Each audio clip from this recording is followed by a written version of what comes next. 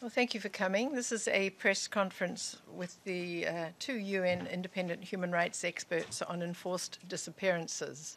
We have just issued a press release on this issue, which you should have received on your email. If not, you can get it from the spokesman's office. To introduce our two speakers, the first is Suela Janina, who is the chair of the Committee on Enforced Disappearances, and our second speaker is Bernard Duhaime, who is chair of the Working Group on Enforced or Involuntary Disappearances. So they will each make some introductory remarks, and then you'll be free to ask questions. Thank you.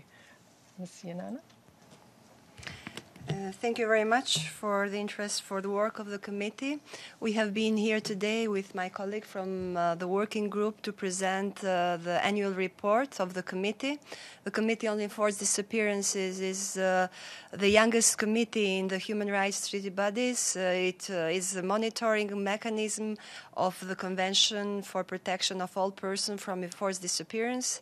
During the last year that comprises the period of reporting, the committee has made full use of all instruments that are foreseen in the Convention in order to be at the forefront of the fight against enforced disappearance and to combine its efforts with other stakeholders in order to make a stop and to finish this heinous crime, which comprises a multiple breach of human rights. The committee during this period of 1 year has taken 5 of its state parties in constructive dialogues. We have very good dialogues with state parties in order to assist them by issuing concluding observations for implementing effectively the provisions of the Convention. Unfortunately, enforced disappearance is a phenomenon which we are not seeing it in decrease. As the work of our two bodies, the working group and the committee, is showing, we are receiving continuously a growing number of requests from victims of enforced disappearance. The committee specifically is using its instrument of urgent actions, and the growing number of urgent actions we receive, now we are reaching around 600 cases, is showing that enforced disappearance is a concern. And is it a concern not only to the state parties, because nowadays we have a limited number of state parties who are members to the Convention and who can address the committee for having its instrument used, but as well as in other parts of the world. The committee indeed is linked with this legal competence because it can address cases only to the states that are party to the Convention, while the working group is covering the rest of the world. So our call today in the third committee was to maximize our forces, our efforts in order to achieve the aim of universalization of the Convention. Universalization of the Convention is a step that will ensure the effective implementation of the Convention in its full potential, being it in a search and locate of individuals that have been disappeared, be it in the preventive way of not having enforced disappeared occurring into the future, but also for the right of the victims. The committee is using all these instruments in order to have a victim-oriented approach. Other instruments that we are using in terms of our work will be the follow-up to what we have recommended to state parties. This, the next session that will be in November, we are going through a new path of our work because it's time during this almost 8 years of life of the committee, we are coming to a follow-up of our dialogues, and it will be Mexico which will be has been invited by the committee for a follow-up dialogue, and I'm very pleased to announce that Mexico have accepted this invitation, and during November session we'll have another constructive dialogue, hopefully with Mexico, in order to address the concluding observations that the committee issued 3 years before, the development that have occurred in the state of Mexico, some positive steps that we have seen there with the adoption of a new general law, and also the way how we can better cooperate in the procedures of urgent action mechanism. More or less, these are the main themes that we presented under the work of the committee during this year. But for us, it's very important to have a constructive engagement with member states of the UN, because obligations that are foreseen in the convention are part of the obligation of member states. If we don't see a cooperative spirit by the member states, it's going without saying that it will hamper the work that the committee and the working group is doing. We are very pleased to see that some of the member states are really very well cooperating with us, and we have made the plea to have this cooperation extended to all member states, and also to have their support for our work, because it is crucial. Beside the work of with other stakeholders, member states are really important in forging the work of our organs. And it's very important to also mention that up to now we have a very good cooperation between the working group and the committee. We are trying to have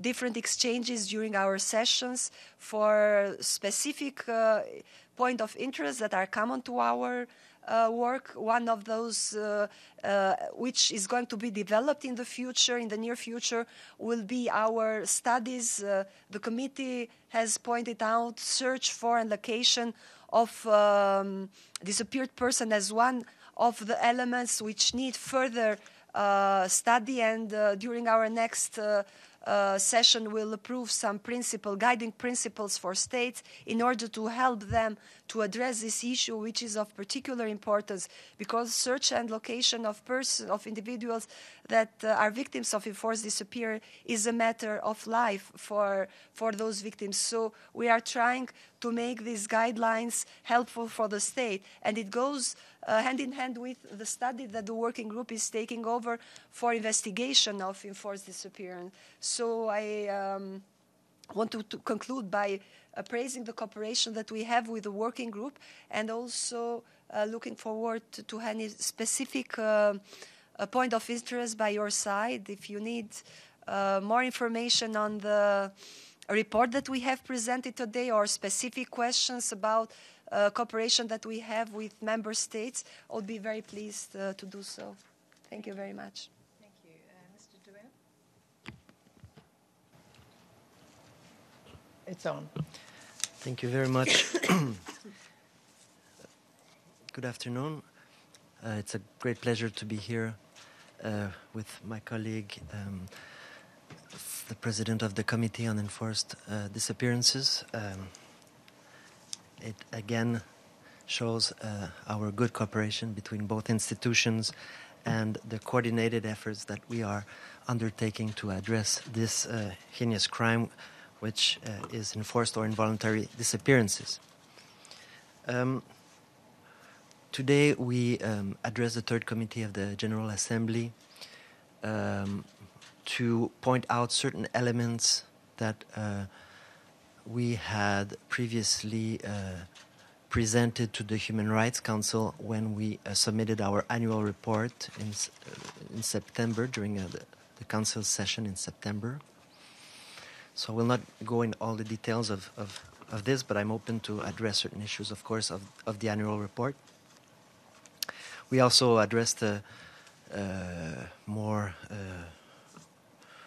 let's say, distinct thematic issues that complement our report so far. This year we have received and transmitted 800, we have transmitted 802 cases to 42 states. 264 of these cases are cases under our urgent procedure, which means that these cases alleged an enforced disappearance which would have occurred 3 months before, maximum 3 months before the transmittal of the case, so extremely urgent cases. Of course, this is just the few cases that reach us.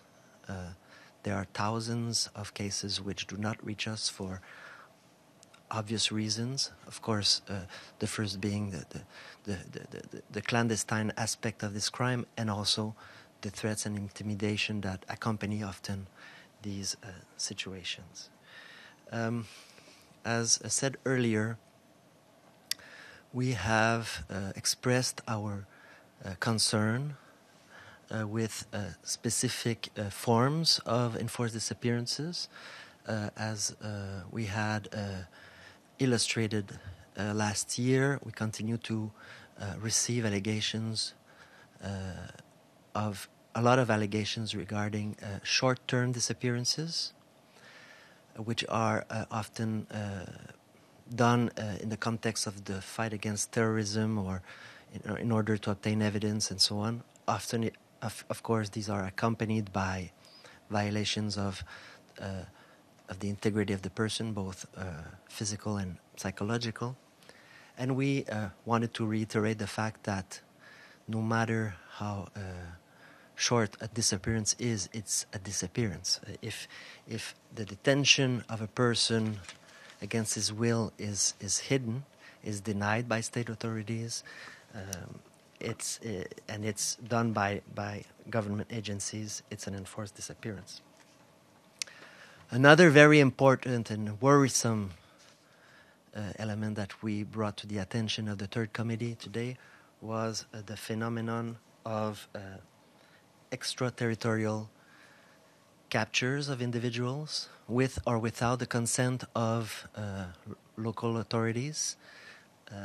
Of course, this is not something entirely new, but the wave of these extraterritorial disappearances are increasing and worrisome. This is, of course, illustrated by the extremely shocking and completely unacceptable case of journalist Jamal Khashoggi. We have issued a press release previously on the 9th of October calling for a full, thorough, independent, impartial, and quick investigation. That was on the 9th of October. My colleague referred to the study that is being undertaken by our working group, which will complement the work of the committee that the committee is doing on search and location of individuals. Since last year, we are doing a study on standards and policies related to investigation of enforced disappearances. We've provided for an interim report in our annual report, which I invite you to consult. While there are very important standards in international law with respect to investigation of enforced disappearances through both jurisprudence and norms such as the Declaration and the Convention, we believe that more needs to be done in terms of analyzing and understanding how states should implement their obligation to investigate. I stress the fact that it's an obligation to investigate, it's not an option, and this needs to be done thoroughly and quickly. The study will address, in particular, investigations in contexts of transitional justice. It will also address the challenges and obstacles facing individuals who are exposed to situations of particular vulnerability, including children, women, human rights defenders, indigenous and social leaders, and of course migrants, as highlighted in our last thematic study on disappearances in the context of migration in the 2017 annual report.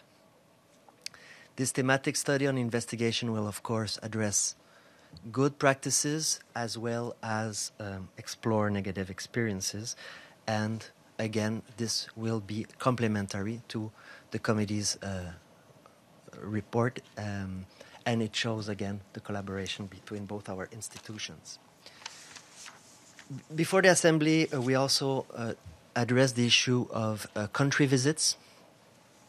As you know, country visits are an extremely important part of our work in the working group. It allows us to be in direct contact with the concerned state authorities as well as with victims and relatives who often don't have the opportunity to meet with us in otherwise. It's also, of course, an opportunity for us to be able to provide very specific and tailored recommendations to state authorities on measures to be adopted on enforced or involuntary, to fight against enforced or involuntary disappearances. So, last reporting period, we, as you know, did a visit to the Gambia in June, which was a very successful visit. We are very grateful to the authorities for inviting us and let us work with them. As you know, following this visit, the Gambian authorities announced the ratification of the 2006 convention. So this is a good example of progress in this regard. Also, the Gambian authorities publicly announced that it would it accepted all of our recommendations in the report. We also did an important visit to Ukraine afterwards, which has been the object of preliminary observations and recommendations, but a full country report will be annexed to next year's annual report, which I will invite you to consult in due time. This year we also did a follow-up report on the Western Balkans for previous visits. The working group has a particular process in which it follows up to its country visit and invites state authorities and other stakeholders to comment on the efficiency of the implementation of the recommendations. Very important, we also informed the General Assembly of the fact that we're going to undertake a visit to Mali at the end of this year. As you know, Mali is facing very important challenges with respect to enforced disappearances. It also has created distinct institutions to deal with transitional justice. So we will be there, and we're looking forward to work with the Malian authorities in this context.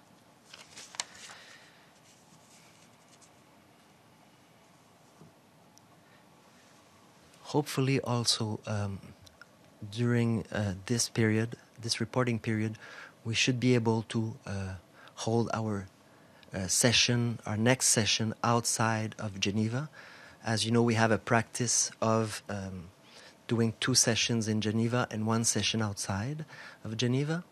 This is, of course, in order to be closer and more available to peoples in different regions, and more specifically to families and relatives of the disappeared. We are in discussion with Bosnia and Herzegovina to do our next session at the beginning of next year in Sarajevo. So this is very promising. Last year we did the same in Brussels for our 114th session, and we're very grateful, of course, to the government of Belgium for this.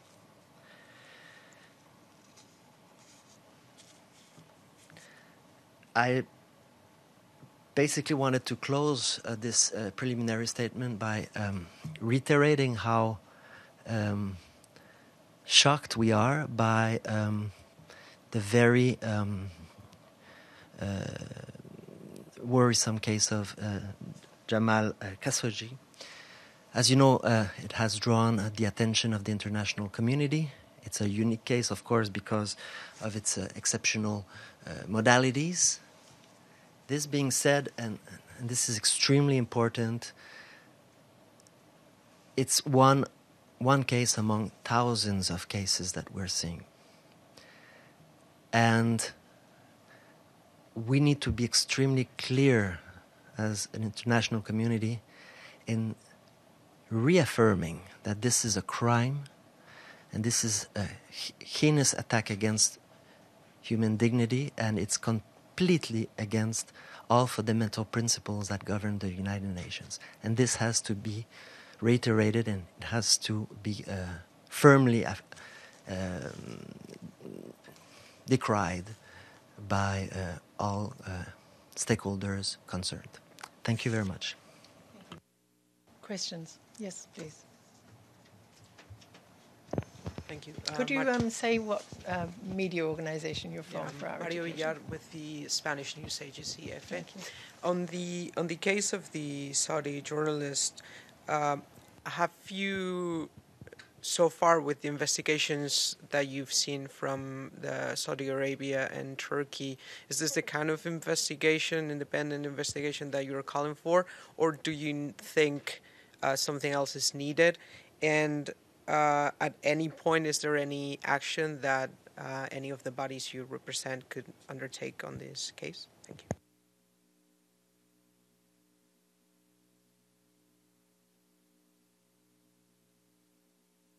Mr. Duhaime? Sure. Of course, I wouldn't want to prejudge the current state of the situation. This being said, it is public that the working group has been seized by representatives of the victim, and that we have triggered our urgent procedure. This has been publicized by the representatives of the victims. Normally, this urgent procedure is a confidential procedure, but it has been divulged by the representatives of the victims, so I can address and perhaps explain a little bit more what this entails. When we, as I said earlier, receive an allegation related to an enforced disappearance which took place within the last 3 months, we immediately intervene rather than take action during our regular periods of session. So our next period of session will be, probably in February or March, and we couldn't wait that long, of course, because as you know, and as my colleague said earlier, with enforced disappearances, every minute counts. The passing of time has an extremely negative effect on investigation and capacity of authorities to locate or establish the fate and whereabouts of the person, in particular, of course, finding the person alive. We have asked the authorities for an explanation in this regard, in particular how they are proceeding to investigate this situation. And we expect a response from the concerned authorities. We have addressed both the Saudi authorities as well as the Turkish authorities in this respect. So we are expecting, of course, a quick response, which will deal with more details with the specific elements of the investigation. So it would be premature to, based on the information that is presented in the media, to prejudge this situation. This being said, I invite you to look at existing standards that exist with respect to investigating these types of cases.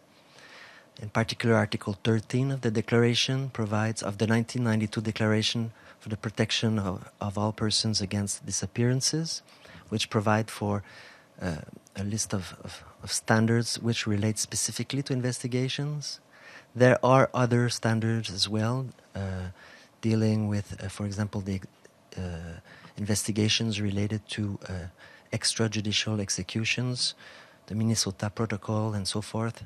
These, of course, are all elements that we will address more specifically in our thematic study on investigations. But at this stage, we are paying very close attention to this specific case. And again, I reiterate that this is not the only situation of the sort, as detailed in our annual report, which also refers to post-sessional documents, so our public reports that we issue after each session, and which is also available on our website.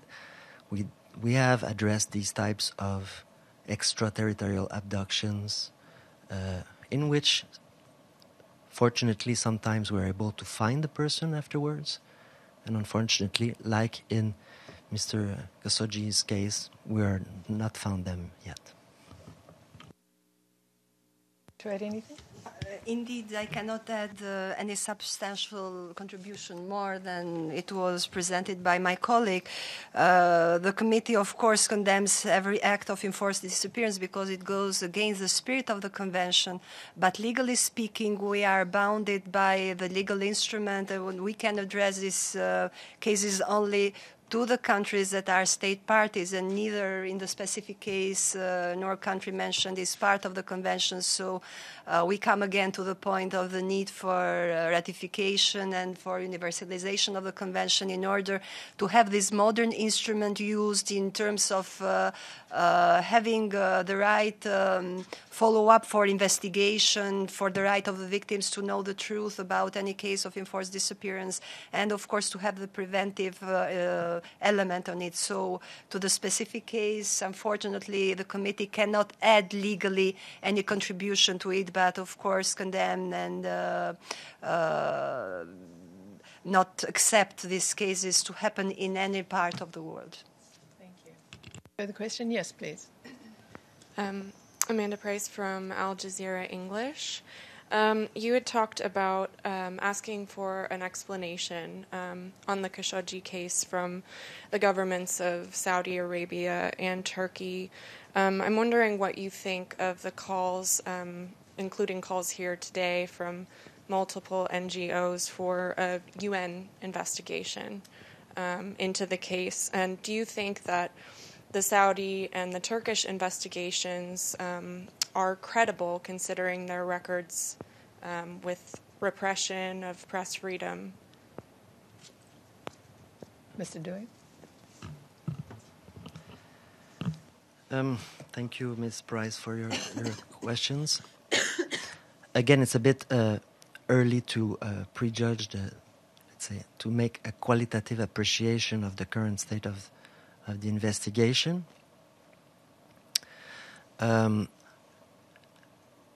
This being said, we've been very clear that we consider that an independent, impartial, and thorough investigation needs to be done as quickly as possible. The disappearance occurred on the 2nd of October. We're the 18th of October, so 2 weeks later. It's very worrisome. We also called on the 9th of October in our press release for this to be also an international process. It can involve different stakeholders, of course. With respect to a UN UN-led investigation, it could eventually be a possibility. This being said, as far as our group is concerned, we do not proceed ourselves to investigations of specific cases. We rely, our humanitarian mandate in individual cases is to serve as a channel of communication between the relatives or representatives of the victim and the state. of course, by definition, an enforced disappearance is a clandestine crime, and the state denies the detention or doesn't disclose the location of the person and so forth. So there's difficulty in ensuring this communication between victims and the state. So this is where we come in and ask for transparency in this process. So states have to explain to us what they are doing to investigate seriously this allegation. So this is what we're expecting from the authorities that we have contacted so far. We do, however, request visits in different countries. We have this capacity to do on-site visits. As I said earlier, we went to the Gambia as well as to Ukraine, and we will be going to Mali soon. In the course of these visits, we do not investigate one specific case, but we address more structural problems where we speak with authorities on how they proceed with measures to implement their obligations under the declaration, including in terms of investigation, sanction, search and location of individuals, of course, and in terms of reparations for the victims, their right to truth, and so forth. So this is also a possibility. I'm sure that if we were invited to do so, or to go to Saudi Arabia, or to go back to Turkey, as you know, we were in Turkey. I think it was 2 years ago, and we issued a country report on disappearances in the country. So this could be a possibility. On this last element, I should mention that as we did with Western Balkans, we do follow-up reports where we take every single recommendation that we have formulated in our country report, and we ask state and civil society for comments on the implementation of these recommendations. So this year we should be starting the process of following up to the recommendations that we had previously formulated in our country report for Turkey and for Sri Lanka.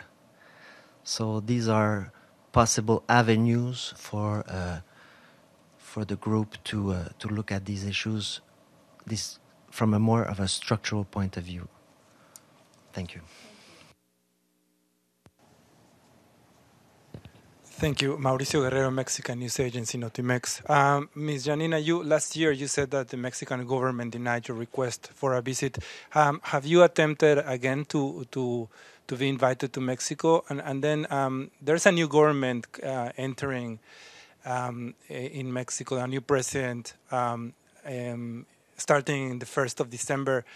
Have you been in touch with that government, with the president-elect, and to try to be invited by the next government? Maybe you have more luck in that sense. And maybe both of you can give us an update on the situation of the enforced disappearances in general in Mexico. Have you received more complaints, more allegations in the last year? And have you seen any sign of improvement, or the government doing something to deter these crimes? Thank you. Janina? Okay, I'll try to be brief. Thank you for your question. Indeed, as you recalled, last year we were at the position that we are again today, that Mexico has not offered any opportunity for us to visit the country. We reiterated our request. We send continuous verbal notes to express our position that the visit is needed, is helpful for the authorities of the country in order to see there what's happening and how the country is addressing the worrisome phenomena of enforced disappearance. But it was, if I'm not error, in May of this year that Mexico again informed us that they were not in a position to expect a visit from our committee.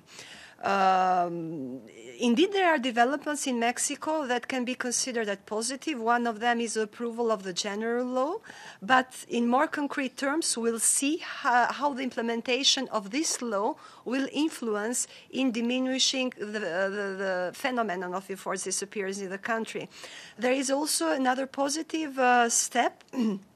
Mexico will be in a follow-up dialogue before the committee next session that will be in November. It will be exactly on 9th of November, and we appreciate very much that the government of Mexico decided to be present in this follow-up dialogue. In fact, it will be a new step because it will be for the first time until the existence of the committee that the country will be in a follow-up dialogue. We will not stop this practice with Mexico because Mexico was first in the row, but we intend, because our methods of work have been adapted in the way that if there are concerns from a state party, we'll call on the state party to come for the follow-up dialogue. Mexico have presented, after 3 years of the first report of the committee, additional information. Based on this additional information, based on the developments on the country, and mainly also on the urgent action trends we see in Mexico, we will build on this follow-up dialogue that we hope will be constructive with the aim of helping the authorities. So this is very important for us. We have tried to explain to authorities in Mexico that it's not about the work of the committee or the relations we may have with the government or not.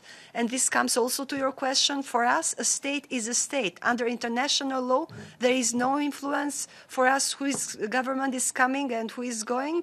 But for us, it's important to have the commitment of the state, be it at the national level, at the federal level, or at the local level, to cooperate in order to assess the needs of the population of the country. It's not because of respectful reply to the committee, but is also in finding a way in cooperating between the committee and the government in Mexico in order to assist the victims, in order to address the worrisome situation in the country. But we hope that during this dialogue that we'll have in November with Mexico, we can address these issues, and we'll try to make, again, recommendation to assess the situation, if progress has been made, or which are the points on which we think Mexico should address in a more intensified way in order to follow the phenomenon in the country. So for the moment we are at this position, hopefully expecting some constructive engagement with Mexico, and still during this dialogue, or it's a firm position of the committee. We believe that the visit in the country would be helpful, and will continue in finding ways with the new government of Mexico in accommodating a date that could suit better also the needs in the country. Thank you. Mr. Duhaime? Yes, very quickly to complement the information provided by President of the committee. We have commented on the adoption of the law on enforced disappearances in our press release last January, which I invite you to look at. Of course, there are pending concerns with respect to the implementation of this law. Issues are, of course, related to how it will be institutionalized, the type of bodies that will intervene, the funding of these agencies, as well as their effectiveness, and the participation of the families and the organizations concerned. So we're welcoming this new measure, which is a very good step in the right direction, a show of leadership, but it needs to be followed by proper implementation. We also a bit earlier in December addressed the internal security law, where in a press release we mentioned the fact that these types of measures whereby you grant additional powers to military forces and other types of similar security forces could be, fertile contexts for disappearances. Since the creation of the working group, there has been 562 cases filed with us. There are currently 371 that are pending. During the last reporting period, we transmitted 2 additional cases, and we clarified 6 cases.